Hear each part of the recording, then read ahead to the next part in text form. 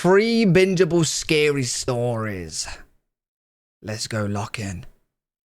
Today's video is a collection of 5 fan favorite stories that all sound like they're straight out of a fiction novel. Okay, Ballin said 5, but we're going to be doing 3, okay? Because this video is an hour long, and I know you guys want that, but it's already my bedtime.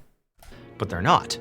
All these stories actually happened. Now, these 5 fan favorites have all been completely re-edited for today's episode. Okay. So even if you may have heard or seen one or all of them before, this will still feel like a brand new viewing experience. And for all you longtime fans of the channel, make sure you pay extra Man, I'm so excited. I haven't seen a Ballin in like 6 months. close attention to find that secret image in one of these stories. The first person to find the secret image and comment what it is and the timestamp of where it appears in the comment section, I will pin your comment to the top of the comment section.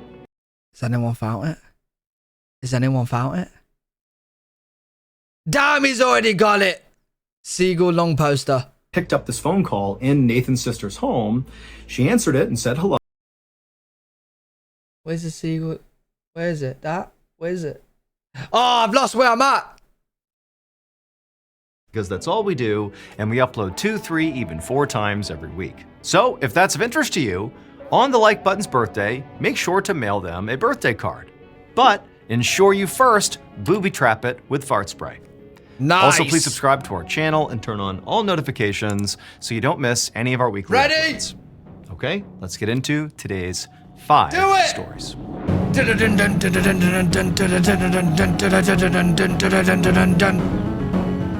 Man, I missed that intro. Family road trip.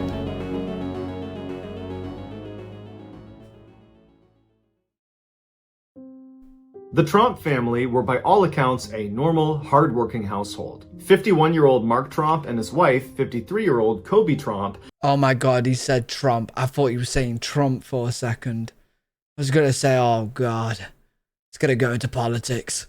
Had established a successful red currant farm and earth-moving business at their property in Sylvan, which is just outside of Melbourne. Their 3 adult children, which were 29-year-old Rihanna, 25-year-old Mitchell, and 22-year-old Ella, all lived and worked with them at the farm. But their seemingly ordinary lives would change forever on Monday, August 29th, 2016. That day, without any warning, the family dumped their passports, credit cards, and cell phones on the kitchen table and ran out the front door, leaving it unlocked. They hopped into Ella's car and drove north. 30 kilometers into their journey, and it was discovered that the son, Mitchell, still had his phone. And so the others yelled at him to throw it out the window, and so he did. He chucked his phone out the window. The family drove all day and night until they reached a motel in the New South Wales town of Bathurst, 800 kilometers away to the west of Sydney. The following morning, Mitchell decided he did not want to be a part of whatever it was they were doing, and so he abandoned his family and began heading home. I'm not gonna lie, yeah, if I can't bring my phone, I'm abandoning this trip. You telling me we're going on a trip and I can't bring my phone? Hell no. That's horror in itself. Remaining 4 family members did not go after Mitchell. Instead, they just piled back in the car and drove east to a popular tourist destination called the Genelin Caves. It was there that the 2 daughters, Rihanna and Ella, decided that they also did not want to be a part of whatever it was they were doing. Yeah, I'm so good. they snuck away from their parents and stole a car and began heading home. The parents, after realizing their daughters had now left, did nothing. They did not go after them. The 2 sisters drove south to the town of Goulburn, where they called the police to report their parents missing. The story made its way into the media, where the family was initially ridiculed for getting lost in the first place and getting completely separated in an area they should know well. This is their country. It's not a remote area. They were near big established towns the entire time. It just didn't make sense. But when police went to the Tromp family farm back in Sylvan and they discovered the front door was unlocked, there were credit cards, passports, and phones on the table, suddenly it seemed like there was a lot more to this case than met the eye. And so as this strangeness came into focus in the media, people stopped ridiculing the family and began speculating what caused them to suddenly flee their house. Was it something in the water they were drinking? Was there chemicals on the farm that was screwing up their brain? Were they running from someone? Were they in debt? What was it that caused this strange sudden departure? Back in Goulburn, after reporting their parents missing, Rihanna and Ella inexplicably separated at a gas station.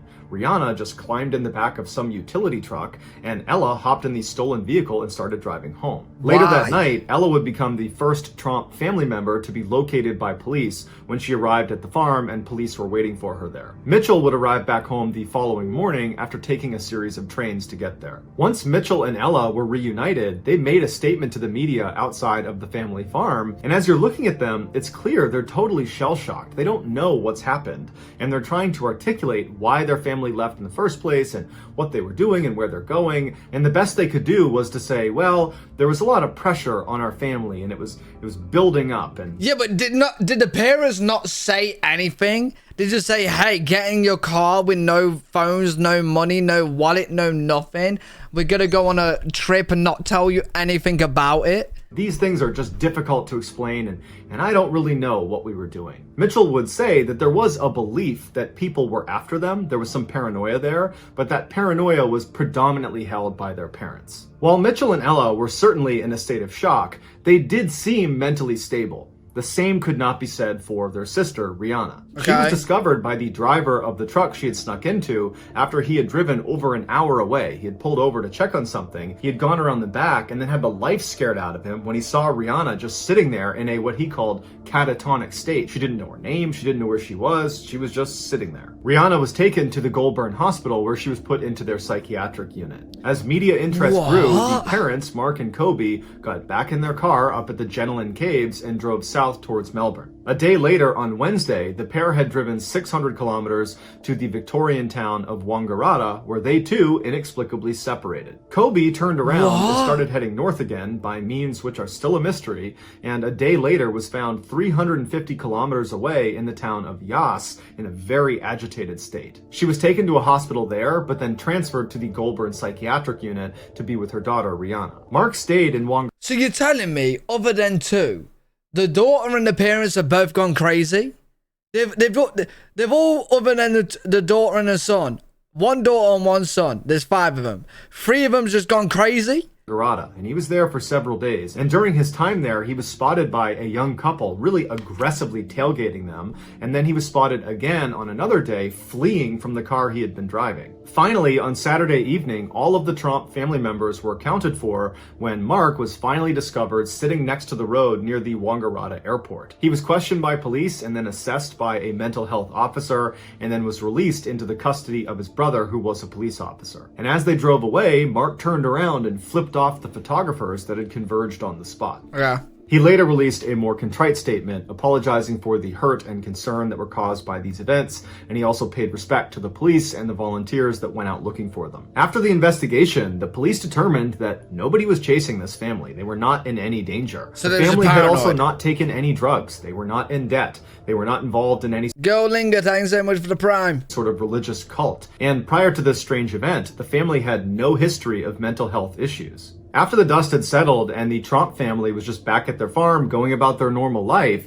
every media outlet wanted an interview with them to try to learn more about why this strange thing happened. But the family said, we're not doing interviews, we're not. Yo, is it gonna be something like it was just carbon monoxide poison in the hat? Wait, can that send you crazy though? Can something being released in the hat? Oh my god, I know what it is. I know what it is. Detective L3's just sussed the case ages ago, and I mean like a year ago. We watched a Ballin video where it was rotting potatoes. They went into the basement, the potatoes made them all weird, and they died in the basement. I reckon these killer potatoes are now forming, and they're now like infecting their brains to where they're doing weird things, and then they're gonna go back to the house, go to the basement where the potatoes are, and then just die again. Maybe it's something like that. Maybe it's the potatoes. They're striking again. Not putting out any more statements. We just want to be left alone. And so as a result, all people could do was theorize. And the leading theory was that the Tromp family was suffering from something called folie à deux, which is a French term that means madness for two. And what happens is one person who... Lexi, thanks so much for the gift. Oh my god, you know the other day, it was like a month ago, we had potatoes that was growing those arms. And I was like to Izzy, you cannot leave potatoes there. She was like, they're perfectly fine. I was like, mate, they're growing arms, bro. Have you not heard about the basement potatoes that killed everyone? Are you trying to kill us? Are you trying to kill us? But apparently that was fine. Apparently potatoes can grow arms. You just have to cut them off. I need to know the rules and regulations to when the potatoes will start to kill you. Someone needs to tell me that. That needs to be information I need to know. Who is delusional can pass that delusion on to other people. And this typically only happens in very close-knit families or in very tight romantic relationships. While it's unclear No, but one of the kids was going insane though. which of the Tromps became psychotic first, doctors say it is clear at some point they were in a cycle of reinforcing each other's delusions if this folie à deux theory is the right one. While the full reasons for why the Tromps went on this strange voyage will probably never be known, the police deemed it a family matter and did not press charges. What? No, that can't be it. That ballin', come back. Are you really telling me we just watched a story on a family going on a weird trip being weird to not know why they went insane? You're not gonna listen, I'm gonna make the end of the story right now in 30 seconds.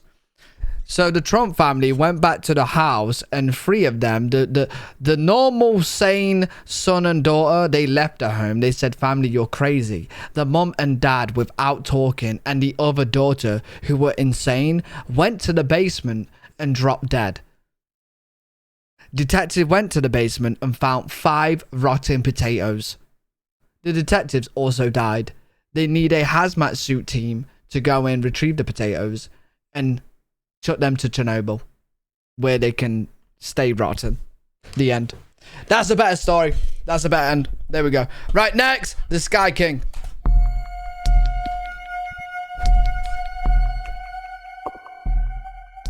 You're welcome. Richard Russell, better known as Bebo by his friends and family, was born in 1989 in Key West, Florida, but at the age of 7, he moved to Wasilla, Alaska. He was a standout athlete at Wasilla High School, competing in football and in track and field. After graduating in 2008, he moved to Coos Bay, Oregon, where he briefly attended a community college. While he was there, he met a woman. By the way, can I just ask, this is a very new edition. Did I download some content? Because who's Longy? I've got a... Is everyone else seeing this? I keep getting a frog popping up telling me information and I can't multitask. Bebo was homecoming king and voted class clown in high school. At Wasilla High School, competing in football and in track and field. After graduating in 2008, he moved to Coos Bay. Oh, it's Borland's little character. I've not seen it before. Oregon, where he briefly attended a community college. While he was there, he met a woman named Hannah Strassner, and in 2011, they got married. And shortly after that, they opened a bakery that they would run together for 3 years. Hannah, who had gone to culinary school, was very detail-oriented and ran the show at the bakery. Bebo, on the other hand, was not professionally trained and was much more laid back and interested in experimenting with new and wild recipes. In 2015, with heavy hearts, they decided to sell the bakery so they could move to Seattle and be closer to Hannah's family. Once they arrived there, Bebo got a job at the SeaTac airport as a ground service agent for Horizons Airline. Right. It was not a job he necessarily wanted, but they needed the cash. After working at Horizons Air for 4 years as a ramper, someone that moves the luggage in and out of the aircraft, Bebo was given some additional responsibility. They asked him to be on a 2-person tow team. A tow team is in charge of moving airplanes around in between their flights. And so the way this works is one person goes down and drives the actual tow vehicle and hooks that up to the airplane and begins moving it around, and the other person would go up into the cockpit, turn the plane on, and then work a couple of very basic systems to help get the plane to... Oh my god, I found my new job. I want to be a tow team guy and be in the plane, and I drive the plane on the ground. Knowing me, I'd accidentally fly the plane somehow. I don't know how you fly a plane, but I'll click the wrong button and I'm in the air, freaking out. That would be terrifying. Never mind, I don't want the job, because now I've just scared myself. Go where it needs to go. The members of a tow team are one of the very few number of people that are allowed to go into the cockpit of an aircraft by themselves. And so Bebo really relished this opportunity, and when he was up there, he found himself fascinated with all the controls, and any chance he got, he would ask a pilot, if they were inside of the aircraft, to teach him what some of these controls. Oh my god, he's gonna end up flying the plane, isn't he? Oh my God, this Bebo guy's gonna fly the plane. But one time, Bebo was flipping some of the switches in the cockpit that he was not supposed to touch, Oh, that no. other pilots had told him about.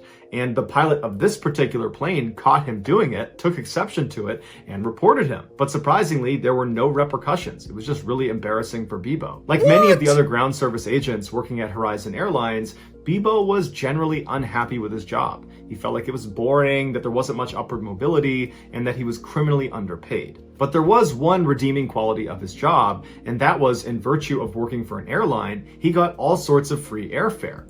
Yo, as somebody that's kind of scared of flying, I really hate the fact that he was not fired.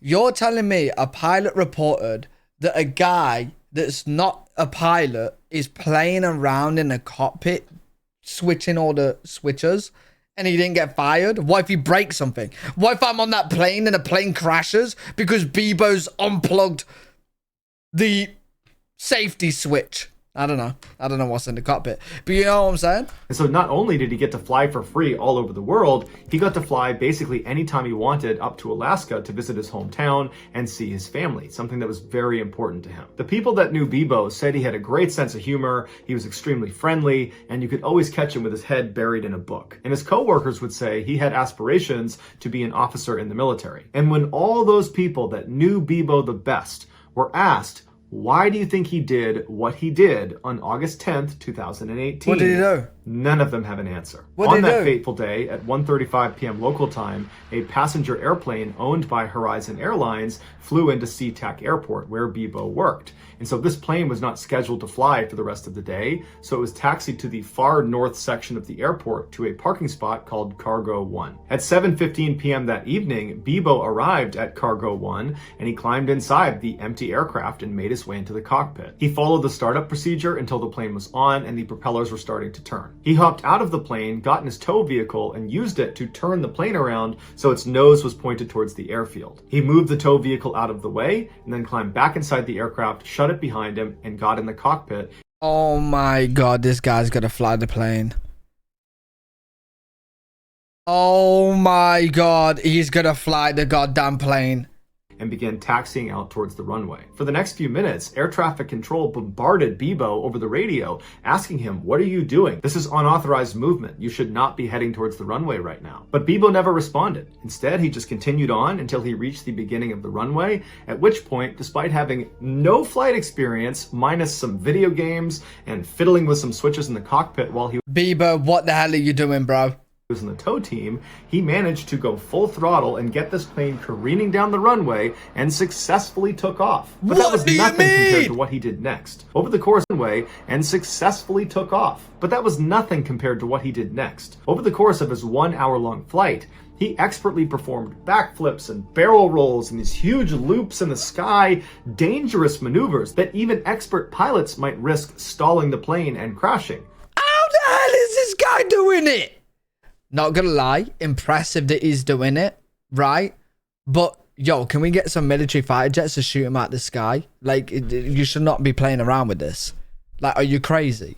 Because I'm thinking, what if he crashes into a house and kills, or even worse, an apartment block and kills hundreds of people? But he didn't. It was like he'd been doing this his whole life. Onlookers on the ground were shocked to see this passenger airline performing these ridiculous stunts so low to the ground. This is so that dangerous. all over Seattle, you had people filming this plane and posting it to social media. So in real time, it was like the world was made aware of Bebo up in the sky. And so people went outside and just watched as he flew around. But the real story is not the aerial stunts that Bebo was pulling in the sky. It was the strange, calm conversation that Bebo had with the air traffic controller the whole time he was up in the sky. The extremely professional, very calm air traffic controller tries to convince Bebo that he really needs to come down and land this aircraft. And he begins telling him where he can go, different airfields, and if he needs to, he can land out in the Puget Sound. But Bebo kind of laughs it off and says, you know, I wasn't really ever trying to land this plane. I just wanted to do a couple maneuvers before I put it down. And so as Bebo soared through the sky, this controller tries in vain to So his plan is to crash it. So Bebo is a terrorist. So after him saying that, why are we not getting fighter jets in the sky to blow it up? Do you know what I'm saying? Like try and blow it up, you know, above like a forest or something to try and save his lives. Convince Bebo to stop what he's doing, and Bebo's just completely ignoring him and cracking jokes with him and telling him how he just loves the scenery up there and how beautiful it is. And then at one point, Bebo becomes remorseful and he says to the controller that he really hopes he hasn't ruined his day and he feels really bad for the people that he's inevitably going to hurt. And then in Bebo's most poignant moment, he tells the controller that he's just a broken guy and he's got a couple of screws loose and he didn't know it until now. Towards the end of the flight, Bebo tells the controller that he's going to try for one more barrel roll, and if it goes well, he's going to go nose down and call it a night. The controller tries to convince him that it's still possible to try to land, but at this point, Bebo's not listening. At I'm really hoping he doesn't hurt anyone else. 8:45 p.m., the nose of the plane was seen pointed straight down at the earth. 1 minute later, at 8:46 p.m., Bebo intentionally crashed into a small island off the coast of Seattle. He was the only fatality in the crash. Oh, thank God. Yo, I didn't want him to die, but like, I didn't want him to take out innocent people. Do you know what I'm saying? Here is a condensed version of some of the commentary between Bebo and the air traffic controller, along with some of the real footage of him flying the plane. Okay, now that I know that he didn't want to hurt any innocent people, he's just going to take himself out on an island. Now I feel bad. Now I feel sad for him, because to me, it just sounds like somebody that, you know, he's just trying to, he wants to, you know, delete himself, but he wanted to have some fun, which was dangerous. It was dangerous, but he wanted to have some fun in a plane before. Fanny Clap, thanks so much for the gift, Fanny Clap. I just kind of want to do a couple maneuvers, see what it can do before I put her down, you know? Approach welcome, final runway 16 right. Jeez. Man, I'm a ground service agent. I don't know what that is. There is the runway just off your right side in about a mile. Do you see that? Oh Yeah, I was my trying to land God. it. I wasn't really planning on landing it. I got a lot of people that care about me, and it's going to disappoint them to hear that I did this. I would like to apologize to each and every one of them. Just a broken guy. Got a few screws loose, I guess. Never really knew it until now. I think I'm gonna try to do a barrel roll, and if that goes good, I'll just go nose down and call it a night. Jeez. How Bebo was able to take off and fly around and pull these stunts without any formal training remains a mystery. Some people believe he was planning this for a long time, which is why whenever he was in the cockpit, when he was in the tow team, he would ask pilots to explain the different switches and toggles and how to use them, and he would feign that he was just curious, when in reality he was actually trying to learn how to fly the plane. As for the incredible stunts he was doing, it's believed he did learn those in a video game. But even if this is true, that he learned how to fly a plane by asking a couple questions and playing video games, the chances of it working out and actually successfully taking off and doing what he did are astronomically low. Normal people can't do that. And that's why the internet gave... Yeah, I do feel for the guy, but at the same time, like, how dangerous was that? Like, initially, I called him a terrorist because I thought his plan was to, you know, crash it into people. Right? But his plan was to probably, like, just crash it into an island that no one was. So he just wanted to take himself out. So I do feel bad, but bro, that could have gone so much worse. Like, if it, like, it looked like in a video clip that he was flying over a neighborhood. Imagine he crashed into a neighborhood. Jeez. Bebo a new nickname to commemorate the fact that basically no one could have done this but him. And so they named him the Sky King. They actually named him that? Jeez. Yo, listen, I can't believe he was flying the plane so well. Bro, I know he was broken, but like, yo, maybe he should have tried to become a pilot. He definitely seemed like he was enjoying the plane. He could have became a pilot or something. Acid trip.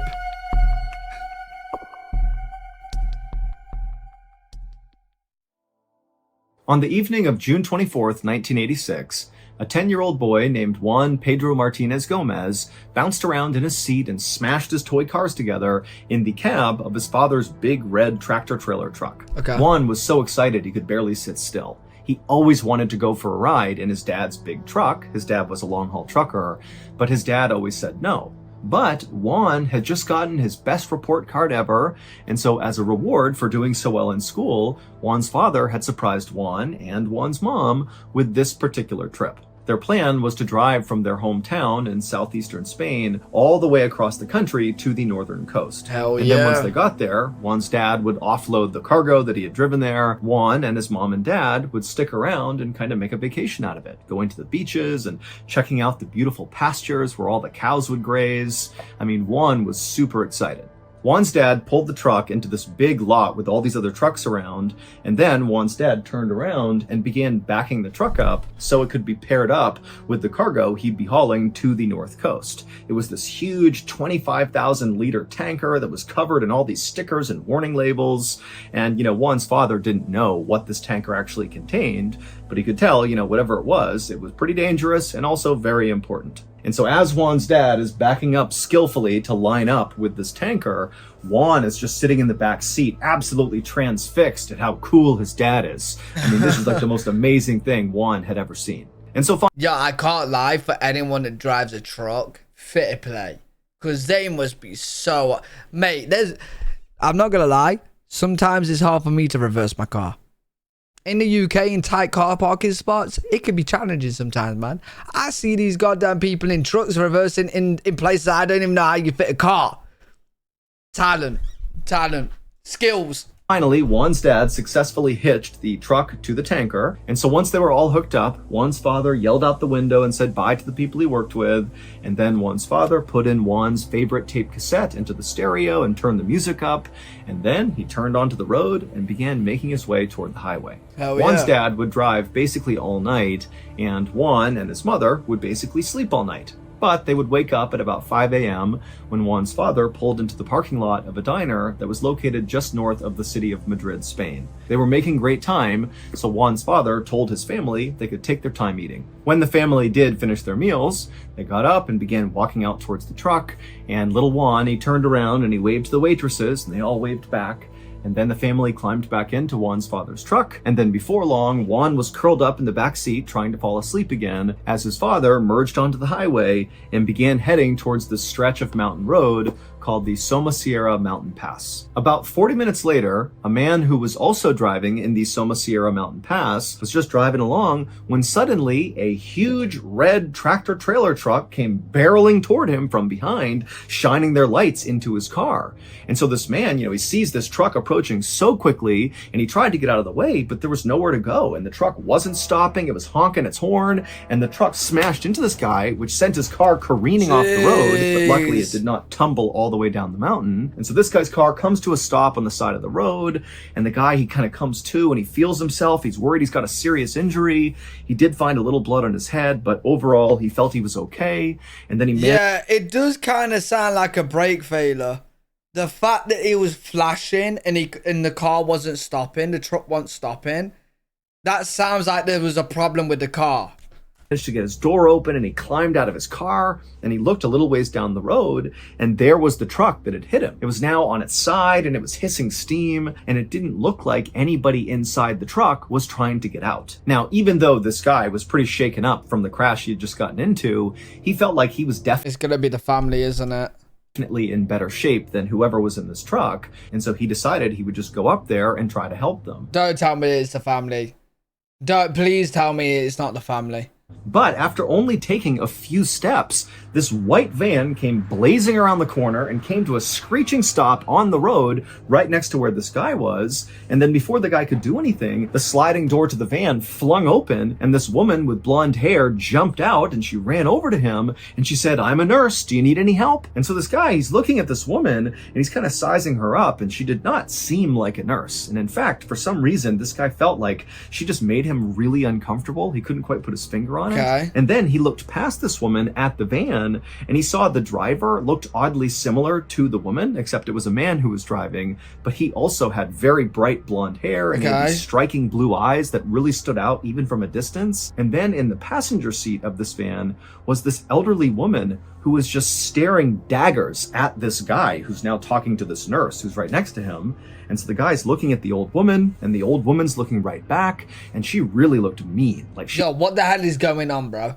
was not happy to be talking to him. And so the guy finally just said to this woman who was claiming to be a nurse that, you know what, I don't need any help. Go help them. They need help because they haven't gotten out of the truck yet. The woman just nodded, and then she ran back to the van, hopped inside, and the van sped, the 100 feet down the road to where the crashed big red tractor trailer truck was. And again, the woman hopped out, and she rushed over to the truck, and she climbed on top of it, and she reached down, and she took something out of the truck. But from his perspective, 100 feet back, the guy who had also crashed, he couldn't tell what she had taken out of the cab.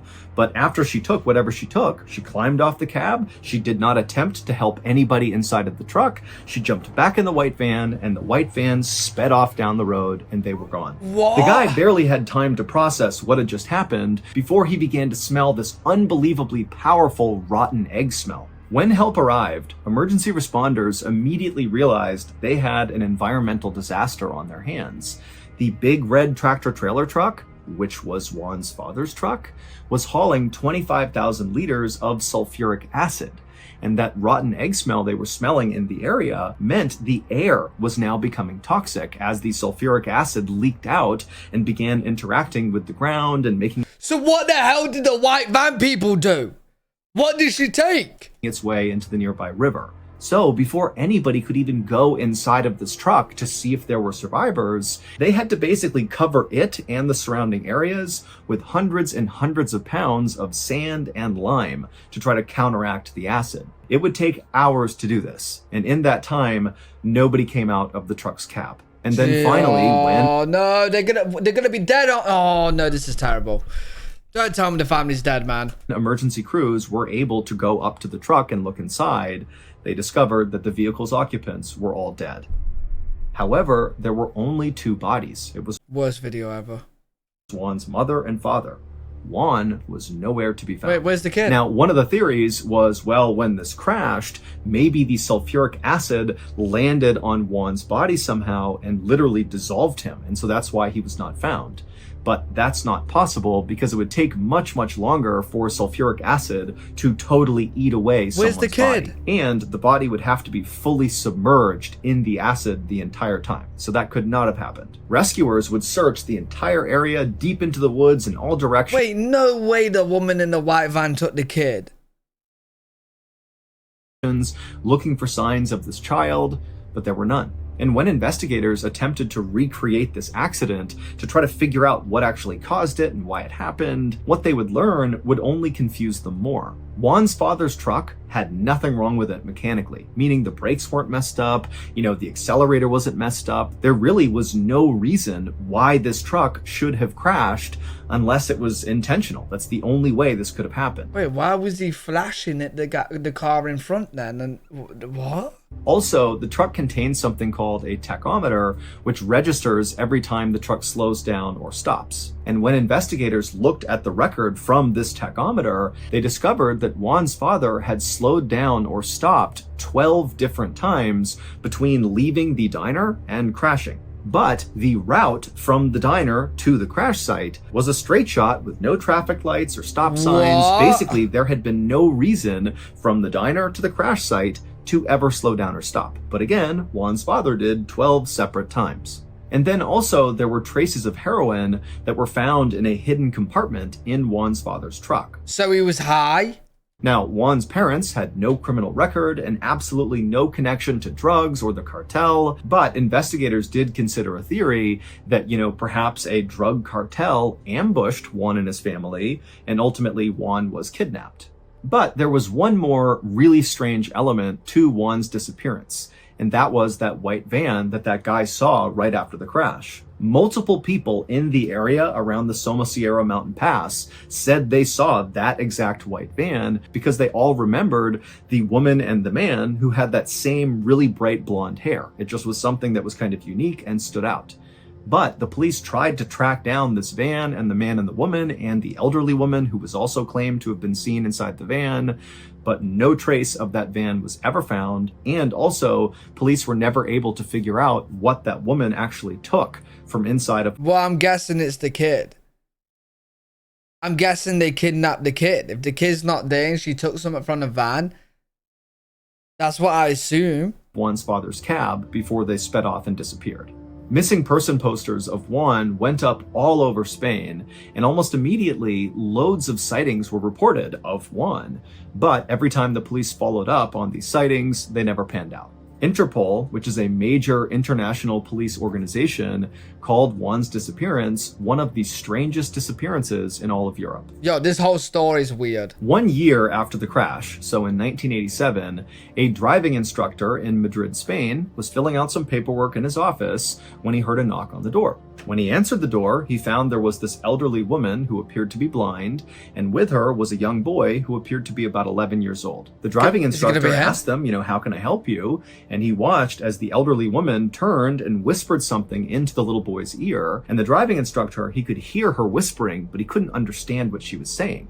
It sounded like a foreign language. And in fact, it would turn out they figured out she was speaking Farsi, which is the language spoken in Iran. The little boy listened to the elderly woman, and then after hearing what she had to say, he turned to the driving instructor and he asked in perfect Spanish, "Where's the US Embassy?" The instructor gave them directions, and then the little boy nodded, and then he and the elderly woman, they turned around, they grabbed each other's hands, and they began walking away. And as they walked away, the driving instructor, he just couldn't help but feel like there was something oddly familiar about these two people. And so he flagged them down and he said, "Come back for a second." And so the boy and the woman, they came back, and the driving instructor, he asked the boy, he said, "Do you live in Spain? And if you do, how long have you lived here for?" And when he asked the boy this, the boy immediately looked really afraid and just didn't say anything and kind of just stepped back like this, like he wasn't going to answer. And then the elderly woman, she turned and she whispered something else into the boy's ear. And then after she was done talking, the boy kind of settled down.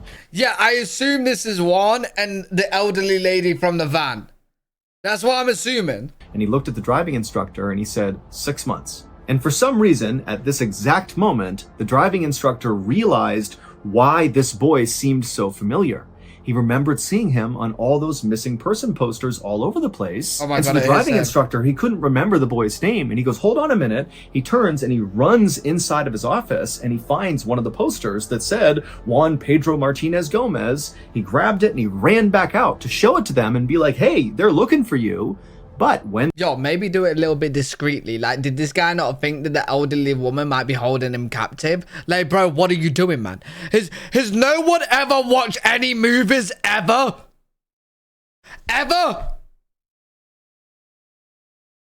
You see a missing boy and it rocks up with some elderly woman and you're like, yo, let me just go and just... Yo, do it discreetly, bro. Call the cops. Keep on talking. Call the cops. The driving instructor came back to the front door, the boy and the blind old woman were gone. No so shit! The driving instructor, he stepped out, he's looking around, he's... Yo, this driving instructor, I want to have a word. I want to have a word with him. He needs to sit down, stop teaching driving classes, yeah, and watch a couple movies. Oh my days. Yelling out for them, they were gone. Now, it's important to understand that to this day, no sightings of Juan have ever been confirmed, and that includes the driving instructor who claimed to have seen Juan. But to this day, Juan's body has never been found. That was the last you ever seen it. Well done. Well done. He's still missing, and his case is still unsolved. Oh my God, so now he hasn't been seen ever. What the hell? That is weird. That is weird. Damn, good old balling though. Good old balling.